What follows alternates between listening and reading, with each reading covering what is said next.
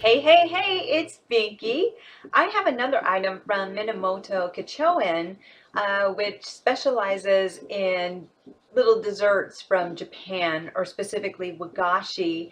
I picked up a few this week and I just was feeling it and was just so excited because I was just walking through the area and I found the store there and have spent like half my paycheck there because I just love these things so much, and I'm so glad to have found this place again. So what I picked up was a matcha senbei. Now I hope I said that correctly. I'm actually studying Korean, which is pretty difficult, so I'm not really sure about the pronunciation with Japanese. So for anyone who speaks Japanese or who is Japanese, I am so sorry for destroying your language. I apologize. But anyway, this is interesting. As I saw what it looked like, though I haven't had one of these before, it kind of looks like a waffle or a pancake with some sort of cream in it. And what's interesting is from what I saw, was it's kind of bright green because it is matcha, which is basically a green tea powder that's really popular in Japan and actually other parts of Asia as well because they're really big into the green tea.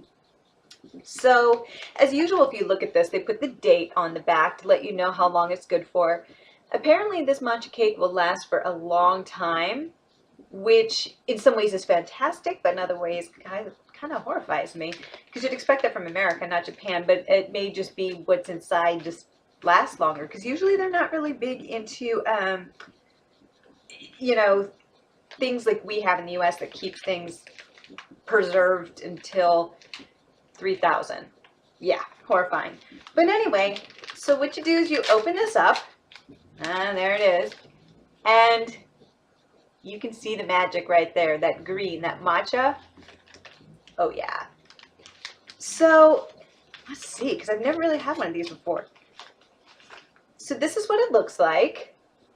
It's like I said, it's kind of like a little like waffle with cream inside. Um, it's kind of pretty. It has this little mark on it. This is the front of it. I don't really know what it is. It's just kind of the presentation. The Japanese are really big into presentation.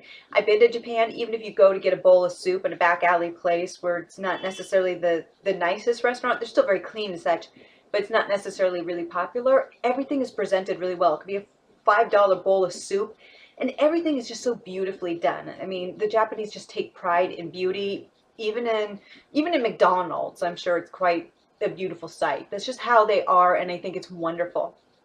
But anyway, so you can't really open it up without breaking it. So, oh wow, didn't expect that. It's almost like a cookie consistency. It broke. I don't know if you can hear the snap. Let's see. Yeah. So here you are. So inside it's like a green paste,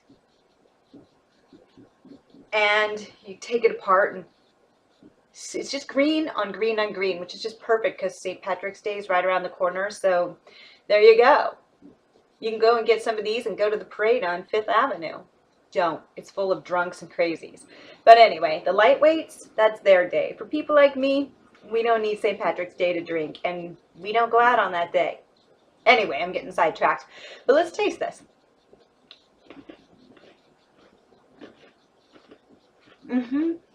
So I didn't expect that. I expected it actually to be very soft. It's crunchy. It's a very crunchy cookie, which at first there's not much of a taste, but then you can most definitely taste the matcha, which is the green tea powder. Honestly, the cream doesn't really add a lot to it. Um, no, it doesn't at all. Actually, the cream doesn't have much of a matcha taste. The matcha is basically the actual cookie itself. Um, and then after you taste it, the flavor stays. So it takes a while for the flavor to infiltrate your mouth. But then when it does, the flavor is really strong and it's like still staying with me, which isn't a bad thing. If you like green tea, you'll love it.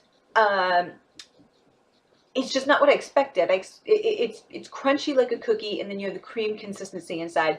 So it's kind of like a Japanese Oreo, but green tea. And it's probably better for you than the American Oreo. But it's not bad, actually. No, it's just different than what I was expecting because with most wagashi, it tends to be softer. Where you have the mochi, or you'll have like a pancake consistency, like a little cake with, the red bean paste. So it's just different than anything that I've had. But if you love green tea, you'll love this. I actually do like this. I don't know if it's necessarily my favorite of the wagashi because I do, like I said, like the mochi personally and things like that. But it's actually really good, and it would be actually this, like, you're supposed to eat the wagashi with tea, but most of them I just eat it anyway because that's just how I roll. I'm like, I'm just gonna eat this mochi. But with this, I really would recommend having a cup of tea with it because it's almost like a biscuit, which is just perfect with a cup of tea. So I hope to try more mochi, or I'm sorry, wagashi in the next few months, especially because spring's right around the corner and that's my favorite season for the mochi and wagashi because they come out with wonderful flavors like cherry blossom or kumquat, and those are my absolute favorites. I asked them if they were in yet, and they go, "Oh, it's too soon." No, and I know, but I'm getting greedy, and they know they're prepared for it too. So anyway, that's my review of the wagashi today. I hope you enjoy it. If you can find it, give it a try because you might like it. I know I do. So until next time, bye.